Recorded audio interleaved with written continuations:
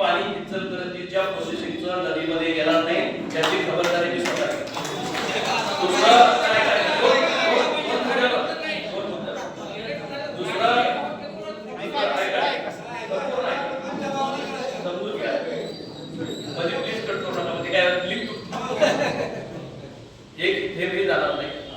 कृपा करून माझं एवढंच मत आहे की शुद्ध पिण्याचा पाण्याचा अधिकार सर्वांना आहे.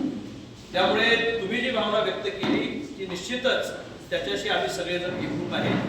पण मला आपल्याला त्याचं या ठिकाणी पुढे या ठिकाणी जाऊन सांगायचं आहे की त्यांनी मगाशी बोलताना अतिशय व्यवस्थित सांगितलं आमचा इचलकरंजीच्या पाण्याला विरोध नाही, फक्त आमचं पाणी प्रदूषित करत नसाल तर. बरोबर ना? त्या अनुषंगानं झेडएलडी होणं ही काळाची गरज आहे. त्याच्यासाठी म्हणून आम्ही पावलं टाकले, तो प्रकल्प मंजूर आहे आणि ते पाणी प्रदूषित पाणी आपल्यामध्ये येणार नाही याची खबरदारी येणाऱ्या काळामध्ये आपण घेतो.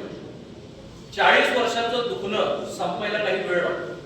आता तो 1.5-2 वर्षाचा जो कालावधी आहे त्यामध्ये पूर्ण ह्या 3 इंडस्ट्रीज जोडणं, इचलकरंजी शहरातले सगळे प्रोसेस हाऊसेस जोडणं आणि त्यांचे इन्फ्लुएंट पाणी त्यांच्यातच फिरवणं आणि नदीमध्ये न दूषित होता त्या पाण्याला इव्हॅक्युएशन या ठिकाणी संपवणं याची एक प्रोसेस आहे.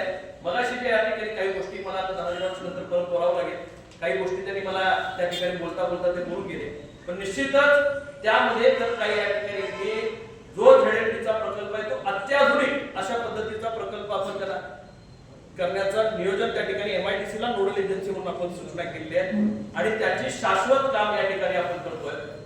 कृपा करून कुठल्याही गोष्टीचा विपर्यास न होता माझं एवढीच या ठिकाणी विनंती आहे, प्रत्येक गावाला स्वच्छ आणि मुबलक पाणी मिळणं त्याचा आपला अधिकार आहे, तसं इचलकरंजीचाही अधिकार आहे. आपण पाण्याला विरोध करत नाही आहे, चुकीचा मेसेज जायला नको. इचलकरंजीला पाण्याला तुमचा विरोध नाही, मिळत असताना आम्हाला स्वच्छ पाणी मिळावं याच्यासाठी तुमचा लढा आहे आणि त्याच्यामध्ये खासदार म्हणून तुमचा बरोबर या सगळ्या विषयामध्ये त्या ठिकाणी आहे. इचलकरंजीला सुद्धा पाणी मिळालं पाहिजे आणि आम्हालाही पाणी स्वच्छ आणि मुबलक त्या ठिकाणी मिळालं पाहिजे. याचं बॅलन्स राखण्याचं काम येणाऱ्या काळामध्ये आपण एकत्रपणे करूया.